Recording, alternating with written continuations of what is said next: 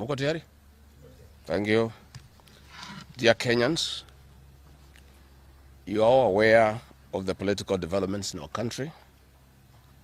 We are standing at a point of economic, political, and social nosedive as a nation.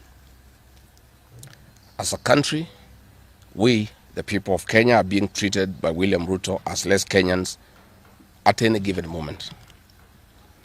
Driven by the resolve for a better Kenya and patriotism, I've heard a call from the people of Kenya to speak into the matters that are of concern to them and all of us for our common good.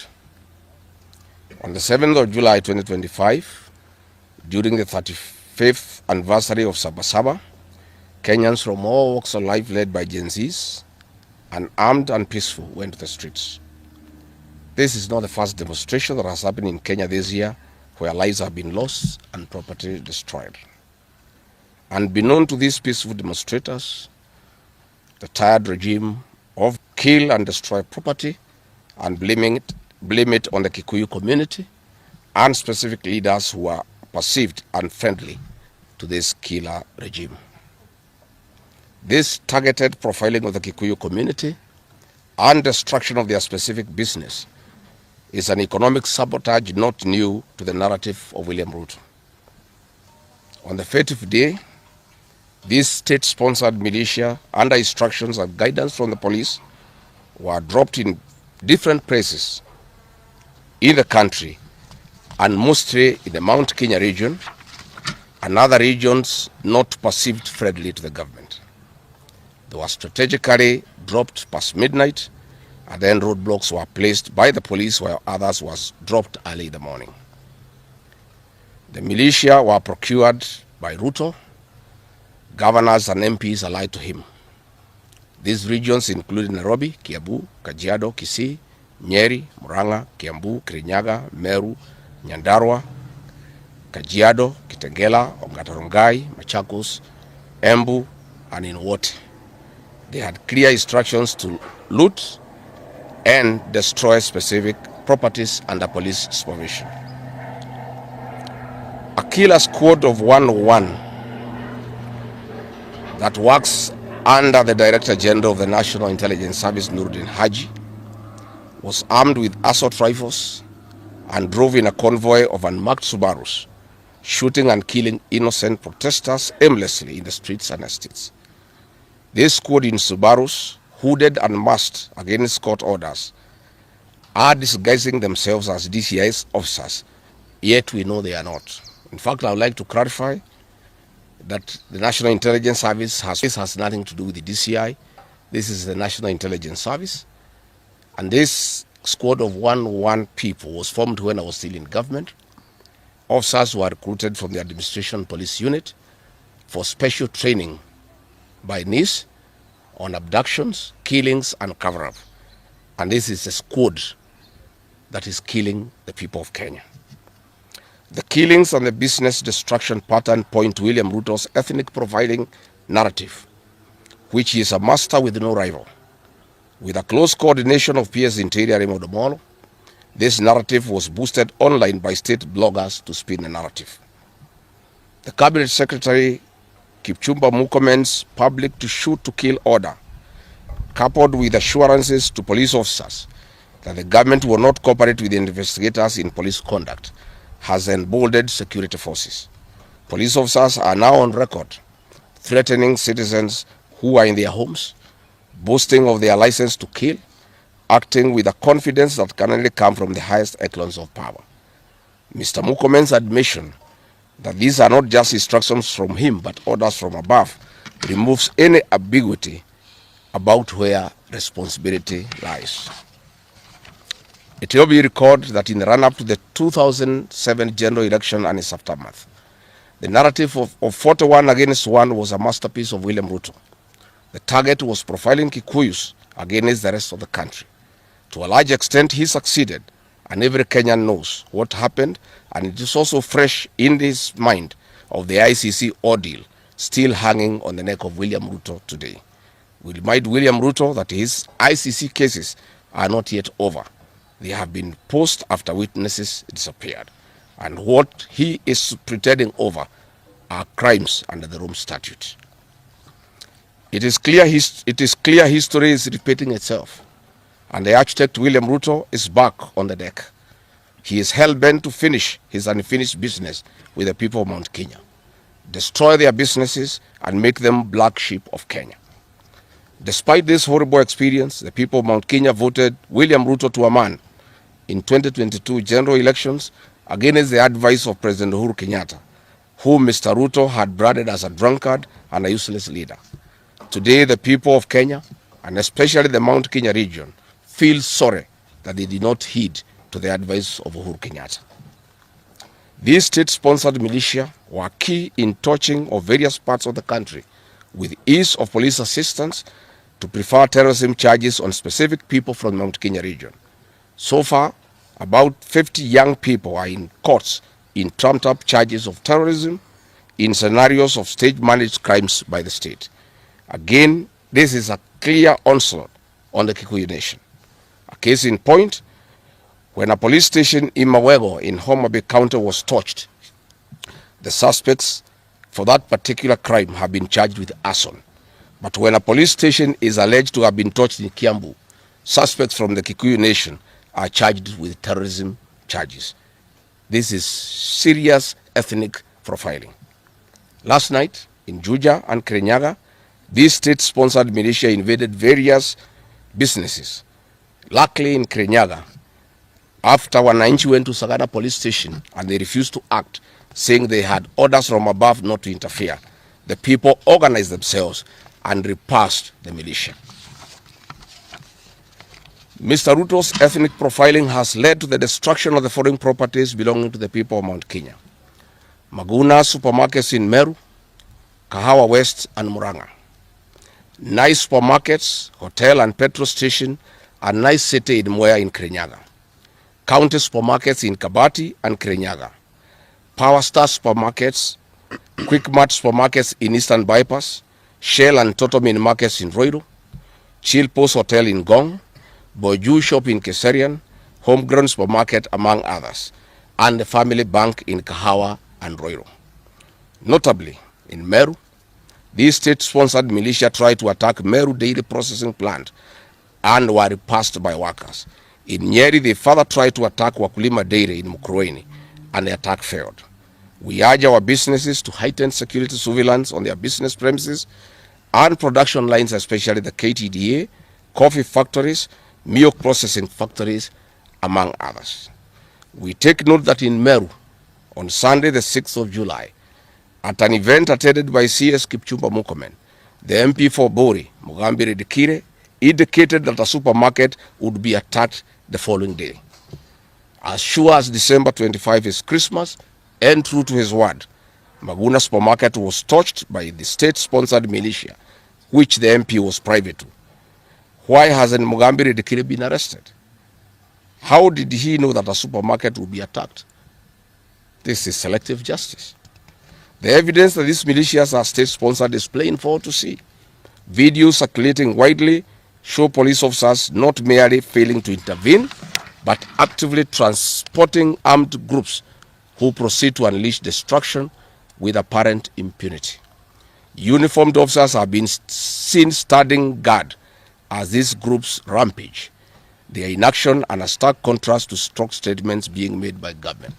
In Nyeri, journalists were attacked by these militias in the presence of the police. It is well documented.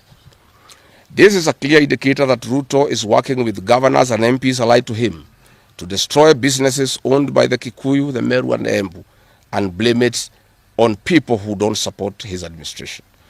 This is a tactic that was used by the colonialists with the collaborators who searched earth policy and torched buildings and businesses and blamed it on the Mau Mau.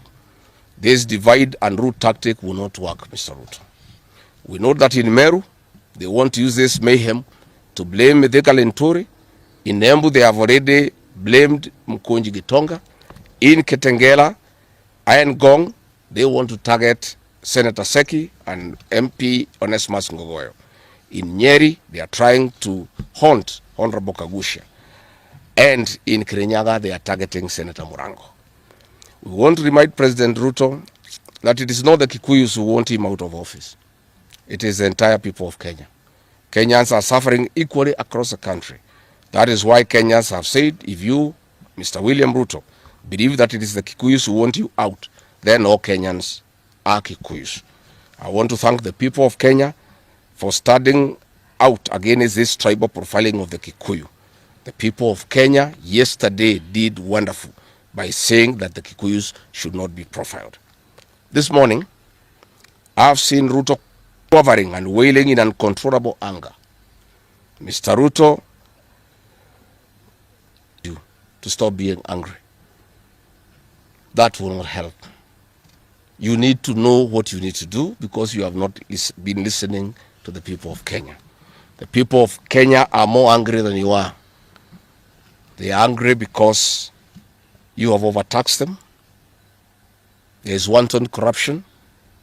There is abductions and extrajudicial killings. There is ethnic profiling and other ills that bedevil your administration. If you want to be calm, please abolish the housing levy and give dignity to the payslip.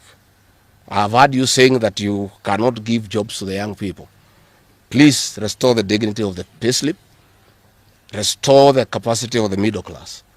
The middle class will give jobs to these young people. Stop killing and profiling the young people. Listen to them.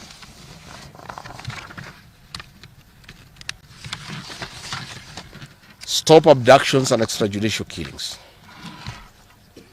Abolish, disband the killer squad of 101 officers at Nairobi. Give hustlers the jobs that you promised them. Mr. William Ruto, you are the one who promised. You cannot cry today that you have no solution, saying that other presidents have not been able to do it. You are the one who promised these young people. Stop police brutality. Stop abductions and illegal detentions. Get the hustlers from the bottom of the economic pyramid as you promised. Yes, Mr. President, we agree there were other presidents before you, as you have rightly stated, and true, they never went through what you are experiencing today.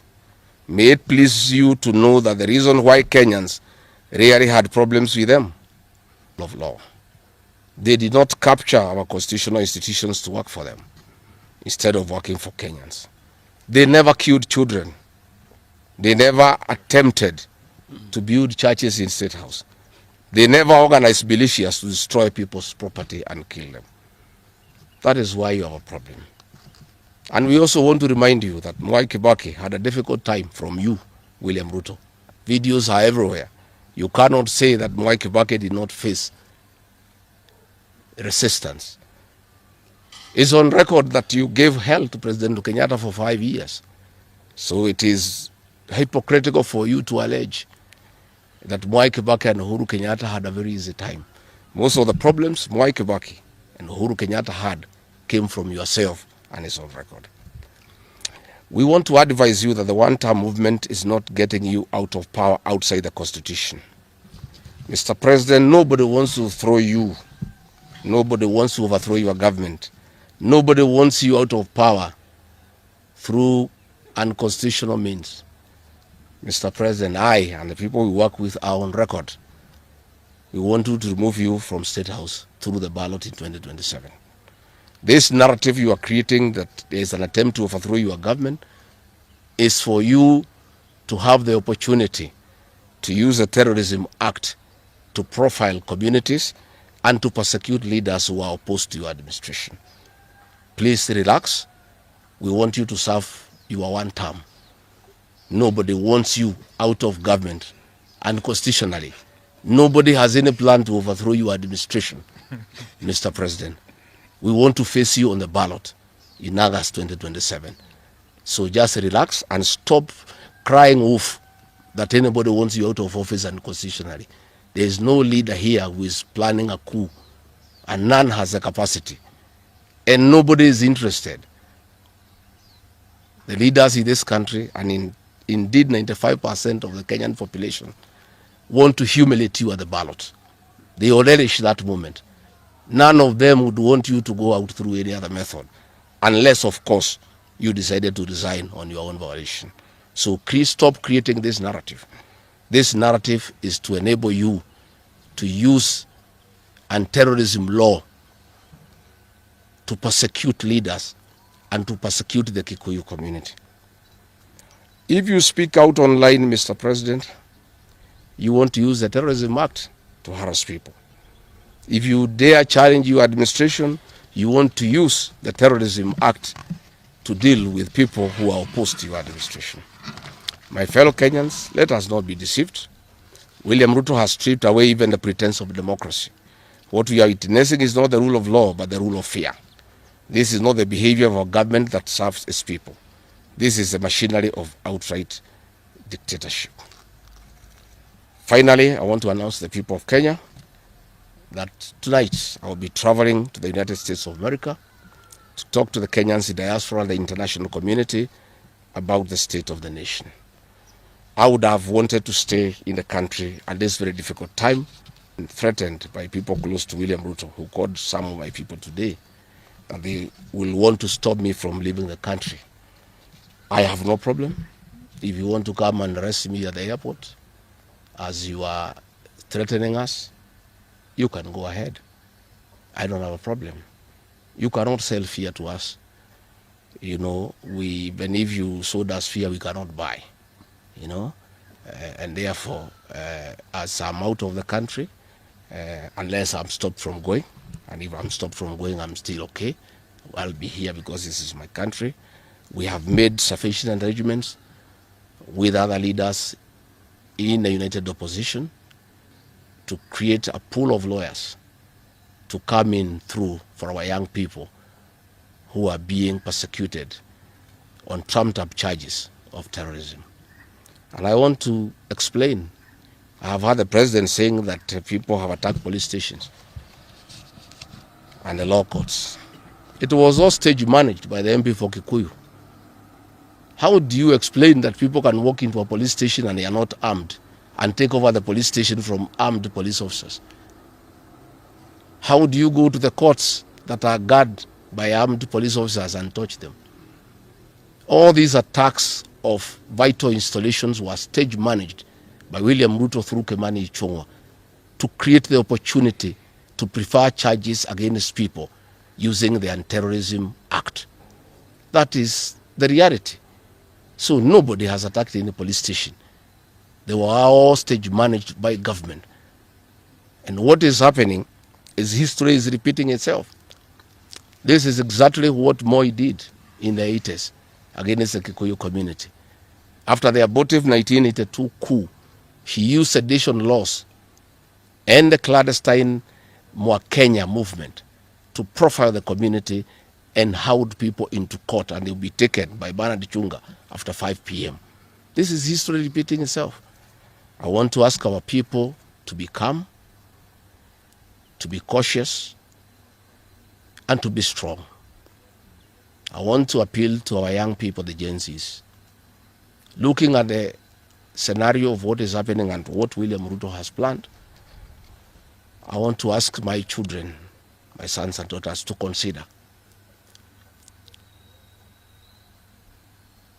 applying the next onslaught against the President William Ruto by getting IDs and registering as voters so that they can deal with William Ruto on the ballot. Because I fear for them. Anytime they go out to the streets, they are killed like chicken. I would like to preserve to us these children. We would like to live with them. We would like to see them grow. And when we look at the desperation of William Ruto and the brutal force he is using against these children and the use of state militias to attack them, I would like to plead with them to consider, to join us, we in the opposition, by registering as voters.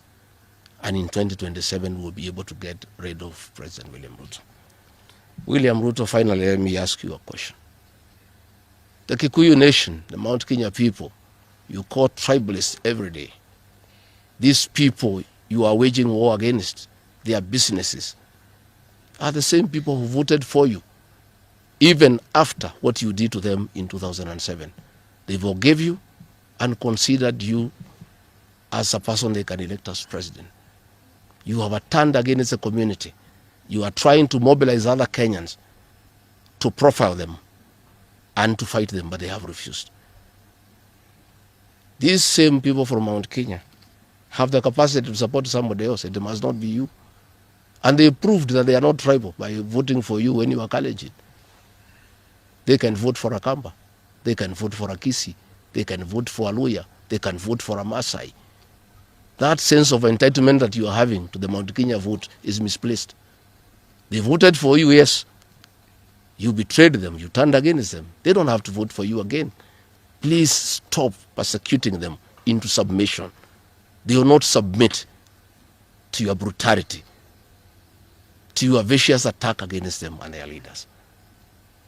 That I want to tell you for free today. I've listened to you talking with a lot of anger, calling them tribalists. They are not. How can they be tribalists when they voted for you and you are not one of them? But you don't have a sense of entitlement that they must vote for you. You know what you have done to them and why they have reacted the way they have. And I want to assure you, you cannot scare them into submission. Even if you jail them, they will not submit. These are seasoned descendants of the freedom fighters, and they cannot be intimidated. So let me encourage my leaders here as I go away to remain strong, to remain focused, and to speak for the people of Kenya. I am I have a lot of being strong and defending our young people who have been framed and charged with treason. For those two leaders, I want to give them the gratitude of my community and our leadership. They have come through for a community when it's under siege, and we are indeed very, very grateful. I want to ask our leaders here to be vigilant and to continue speaking out to the people of Kenya. Should the situation get out of hand and I need to cut my trip short and come back to join the other leaders in defending our people and speaking for them, I will gladly do so. Thank you very much. Good. That's comprehensive. I don't think iko maswali hata kidogo. Labda ile watu ya Kameme iko na Nairobi.